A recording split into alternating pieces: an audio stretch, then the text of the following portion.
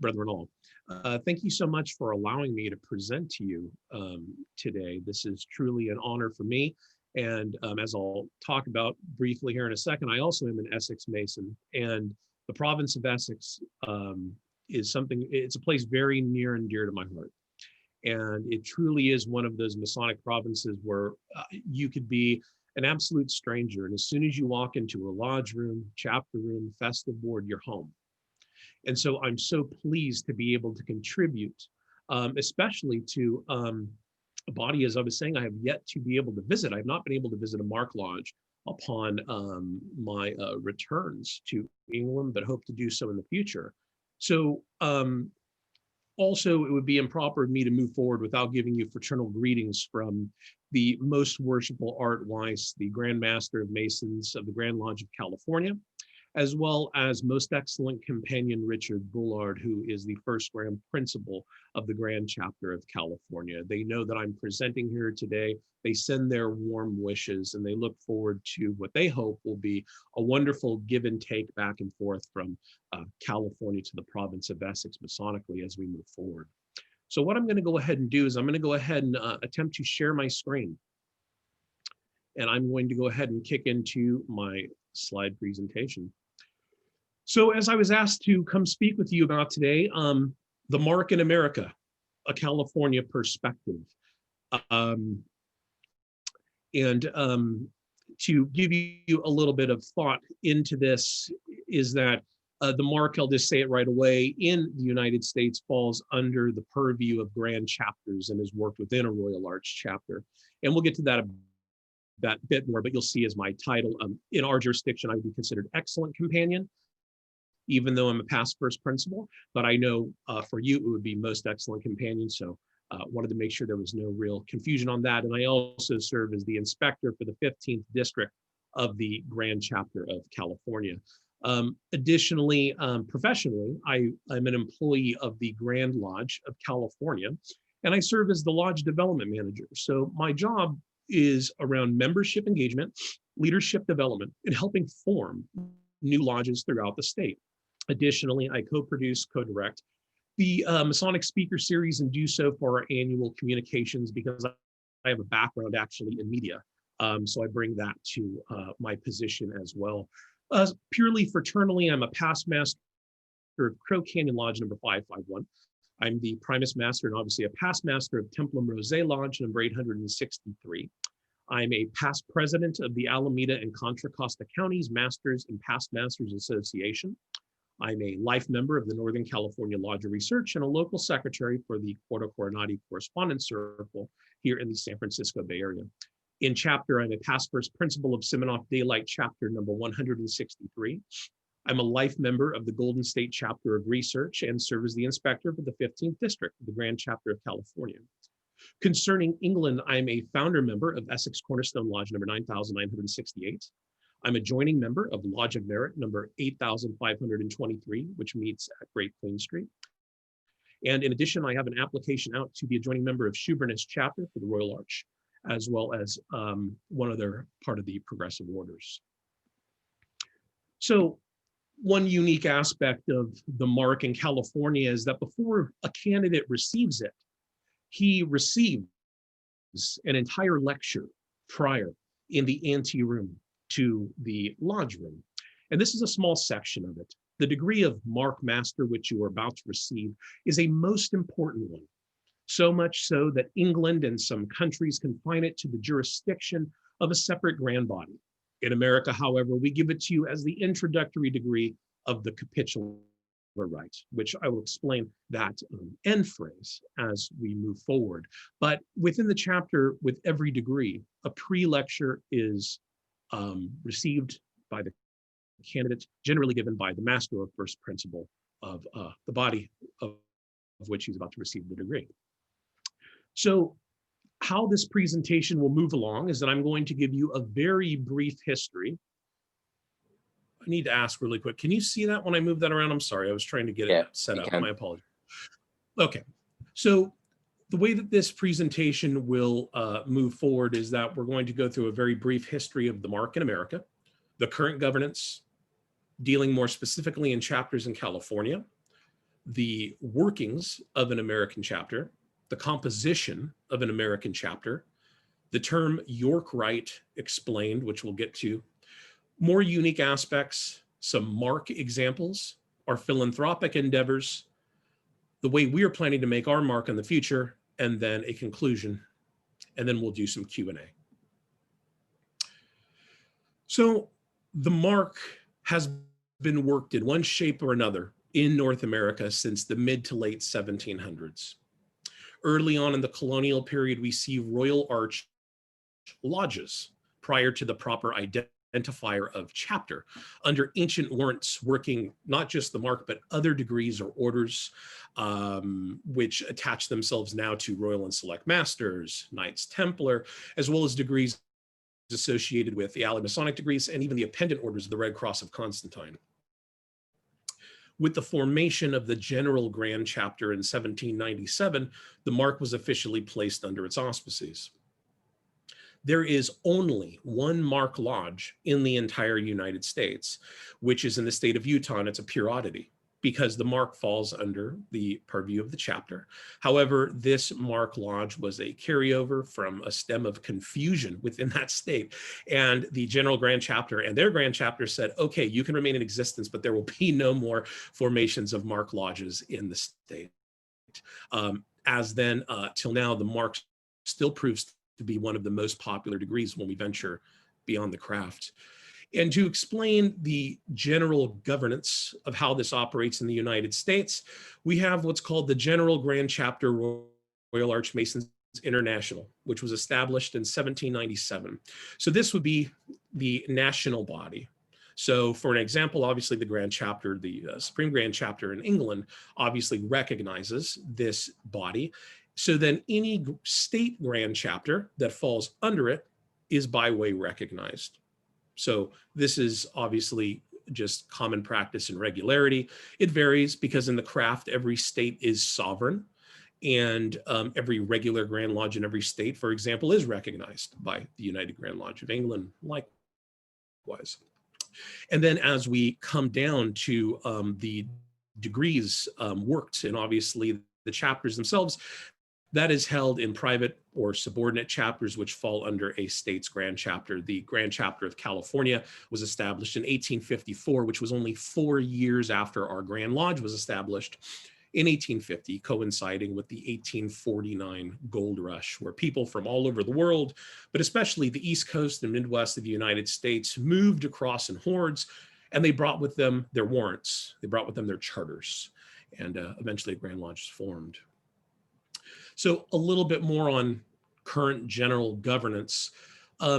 Each state is sovereign to some extent. And why I say that is because each state can have their own rules and regulations as long as they're not unagreeable with the General Grand Chapter. They have to obviously fall in line. In America, something that is different than in most countries is that there really is one form of ritual almost for everything. There is not multiple variations, and most states, when it comes to the craft and even to degrees worked under the chapter, they protect that ritual very strongly and have grand officers in place to administer proper instruction on how the degrees should be worked, et cetera, which has its severe pros and cons. The majority of our grand officers within the General Grand Chapter, as well as Grand Chapters per state, serve 1 year, except the Grand Secretary or Recorder, Treasurer, Lecturers, or Organists. So a big difference, obviously, in American Masonry versus other places is that sometimes you'll find a Grand Master or the equivalent to serving either almost a lifetime or a number of years as the head of a body. From us, it is something where in all of these grand bodies, in essence, if you make it to a certain point, which begins the progressive line of a grand body, it is expected, unless something happens that is obviously of the negative nature, that you would continue to progress until you become the head. We do not operate with a provincial Grand Lodge or chapter structure in any of our states. What we do utilize are districts or divisions. So every state has a grand body, And then under it would be districts and divisions where there are not microcosms of that grand body within it. There typically is one person running it. So let's say an assistant grand lecturer for the craft, or a department officer for grand chapter. And then under them are a series of inspectors. I believe the closest thing that I could try to equate this to would be a visiting grand lodge officer.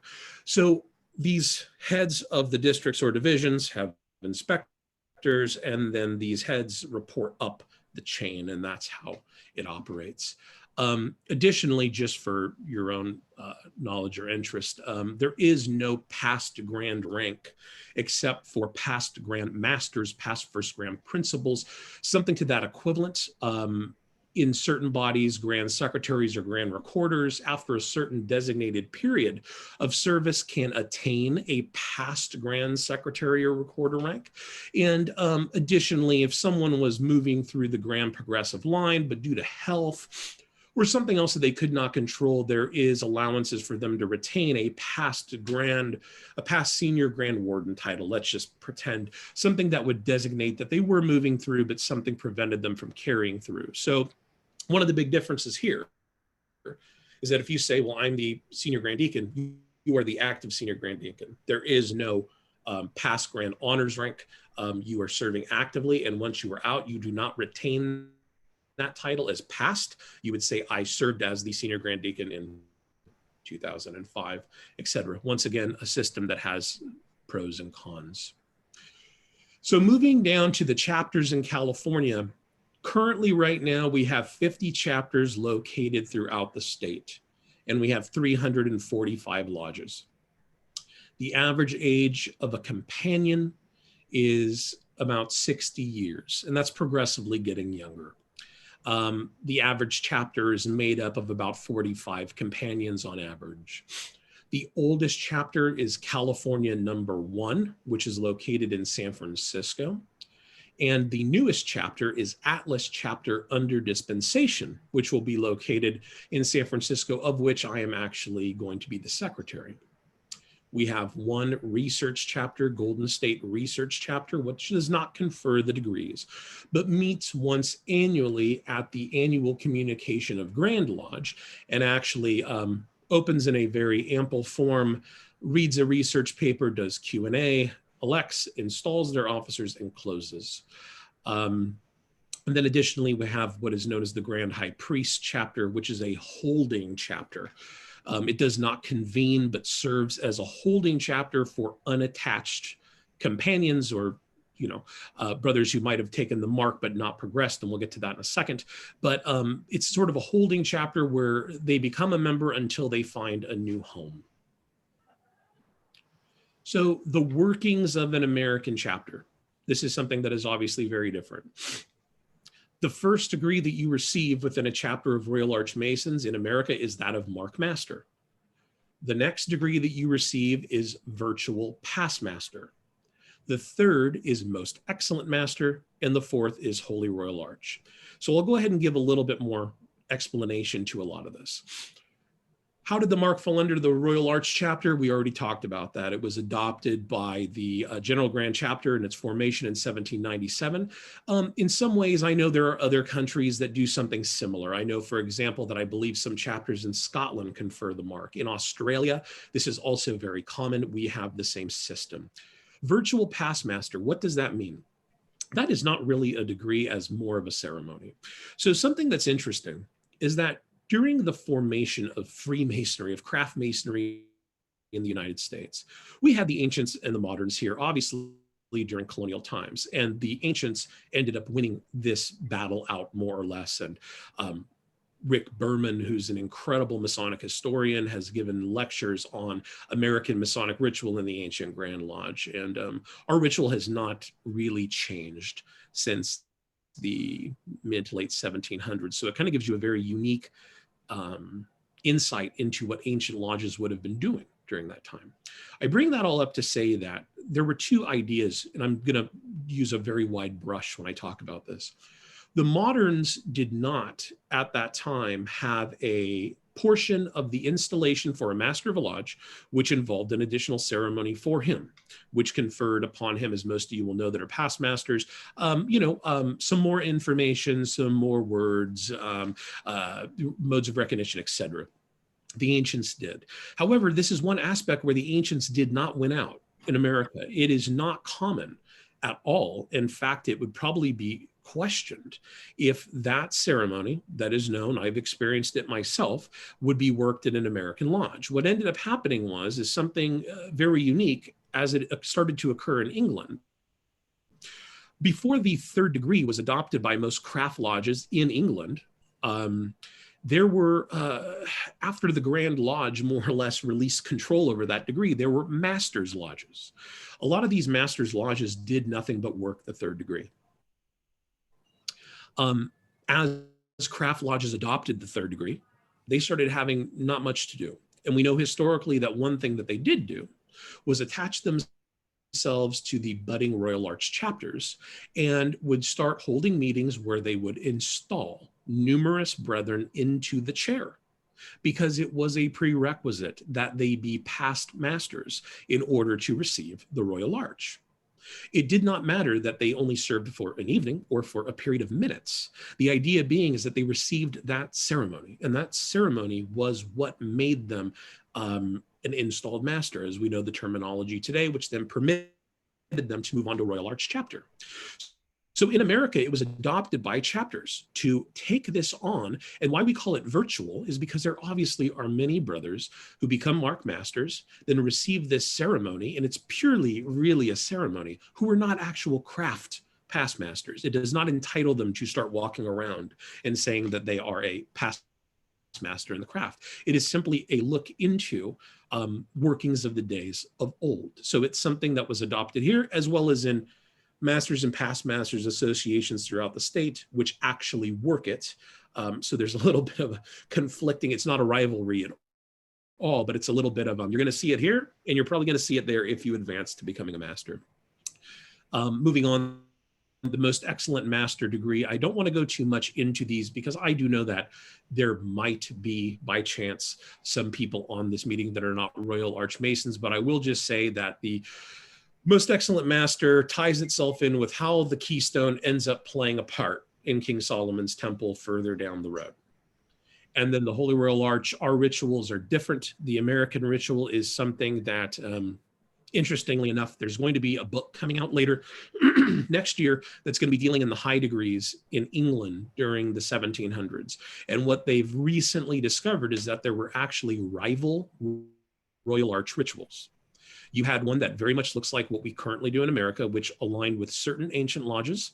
Then you had one that fell more in with moderns that started to slowly become interested in the Royal Arch. And then you had a third. And I won't go into that because that's not the purpose of today, but I would love to keep that conversation going because I think it will be something very interesting at a later date. So this aspect of a 4-degree chapter is termed in America the capitular degrees, as in relation to a cathedral and or subset of men separated for the purpose of ecclesiastical holy work. All of you that are companions can grip that really quick. It is also the first progressive order beyond the craft, making part of what is termed the York Rite or American Rite, which was properly founded in 1797. So what is the York Rite? Number one, it's not a rite. To me, this is a marketing campaign that was started in the late 1700s that grew legs and took off. A rite is generally governed by a single entity, a single Grand Lodge, a single Supreme Council, a single Grand Chapter. These are all run by various grand bodies. So it's not really a rite. But the idea in that time period in America was that there was a desire to truly carry the Masonic journey out from the entered apprentice to that of the Order of Malta or the Order of the Temple. I know that for anyone that's familiar with those orders, you can see that it's flip-flopped on this chart. That is something that happened in the early 1800s. Why in America? I don't know. Don't have that answer. But as you can see, that it is playing its part within this thing called the York Rite as the first step. Is this a popular term? It is. Do people think about it in great depth that it's not an actual right? I don't think they do. But for those of us that are very vested in Masonic research, especially that are aspiring to, help and lead and educate, we have this conversation often because, as you can imagine, there are some people that end up being turned off because they view it as, well, why would I continue to the chapter when the whole goal of this is to send me up to a body that I don't want to join, or in their minds, they can't join. So it's a huge issue. It's an antiquated terminology. And one of our big goals moving forward is to realign the relationship between the chapter and the lodge. And for those that are interested in Royal and Select Masters, and help better explain what the other high degrees are all about for those that are interested in them, but not make it seem that you start here and end there. So the composition of an American chapter, slightly different than an English chapter. As you can take a look, our 3 principles are in a different order. I won't go too much into that because that's for another conversation. But if you can imagine, I will just say one thing, that even those early Americans could not stand for a king to be over them in a Royal Arch chapter. So it was changed. A lot of people say, oh, your ritual's Irish. It isn't. At least it is not the Irish ritual work today. This is something that from Joseph Wage's research and other Masonic historians, it is simply one of the versions of the ancients' Royal Arch that was floating around, and the Americans did make an alteration in who would be the first 3 principles. However, you can see moving next to it, talking about the mark, how that corresponds to a Mark Master's Lodge. So you open as a Royal Arch chapter, and then you call down to a Lodge of Mark Masters. The only time that you would only open a Mark Masters Lodge is if you were simply conferring that degree, and that was it. Otherwise, all business must be conducted in the Royal Arch degree, and you would call down if you were going to work a series of degrees that day. I haven't bothered to lay out the correlation of how this would work for a virtual past Master's Lodge or most excellent Master's Lodge, because that's not why we're here. But you can see that there is, if you're this, you would end up being this, more or less in a perfect world.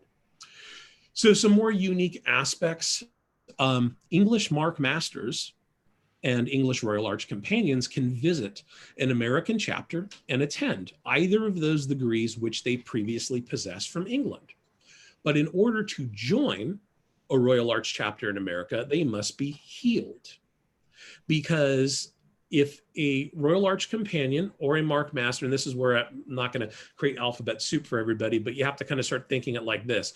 We would go, okay, you're a Master of a Craft Lodge. Well, under the UGLE, you have received that ceremony, so we accept it. However, are you a Most Excellent Master, which I believe has worked maybe in Royal and Select Masters for you, but it's something different. So at some extent, someone, unfortunately, you have to be healed probably in one of these degrees. My Masonic mentor, Edgar Fenton, who actually is from the Isle of Wight originally and received past grand rank there a number of years ago, is a past first grand principal for the Grand Chapter of California. And he actually wrote the healing ritual because there was nothing.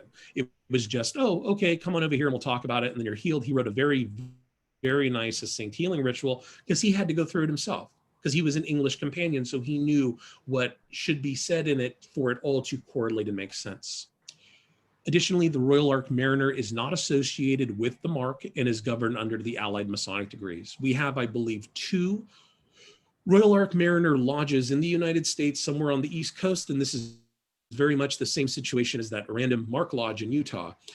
As long as you have your warrant, you can exist, but after you, if you ever end up turning it in, there will be the creation of no more Royal Arch Mariner lodges because they're part of the Allied Masonic degrees. By virtue of his office, once installed the first principle of a chapter, you are also the right worshipful master of a Mark Lodge, once called down or opened on such. So the same situation as you are considered a master of a past Master's Lodge, Board of Installed Masters, or the master of a Most Excellent Master's Lodge. It's just by virtue. And there is no additional inner working to confer anything that might be conferred upon the master of a Mark Lodge in England with any chapter in America. The only inner working that we have beyond a general installation is that the first principle of a Royal Arch chapter must receive the order of high priesthood. It is mandated. And this in England falls under the Allied Masonic degrees. We have a little bit more of a blown out version of that, which is mandated. Each first principle must receive it at the annual communication of Grand Chapter. And this degree is governed by a specific ritual team, which is mostly consisting of past first grand principles. It's highly girded. And one thing that we've been doing in America is that the mark is often offered at an invitational gathering to entice members of the craft to pursue chapter. So we could have a chapter that says, let's invite all the Master Masons that wish to attend from a series of lodges in the area, and they would confer the mark on those that wish to receive it. At the end of that day, they would be given documentation showing that their promotion had happened within this chapter on this date. And the anticipated part is that they are considered mark masters, simply unattached. But to continue their journey, it's expected that they would go back to the chapter that promoted them, and they would continue their journey with that chapter specifically. So something that is quite different in America is the nature of the mark that a mark master is able to create for himself. These are some older versions, but I have seen a mark book for us, which is old, which goes back over 100 years. And it was very common for the stencil of the keystone to be given to a member, and they went to local artists, and local artists would paint these phenomenal scenes, beautiful imagery using gold flake, etc. And they would turn this back over to the secretary, who would then place it in the Book of Marks. So as you can see, these range in complexity, and I'll show you a few more, and some of them are odd. This one brother, it's a block of melting ice. Who knows why? Another one, handcuffs. I assume he was in law enforcement. And then a stalk of corn. This is my mark, which I know would even be considered very complex, but I was told by my Masonic mentor, as I was mentioning earlier, he says, you can only do things that could be done with a chisel. Don't do any of this crazy stuff. So I probably went all out. This was a number of years ago, but I do rather enjoy it. So the philanthropic endeavors. Every state grand chapter supports its own charities of choice. The Grand Chapter of California has the Fred DeBarrow and Gerald Woolforth Scholarship Fund. So this is a scholarship which helps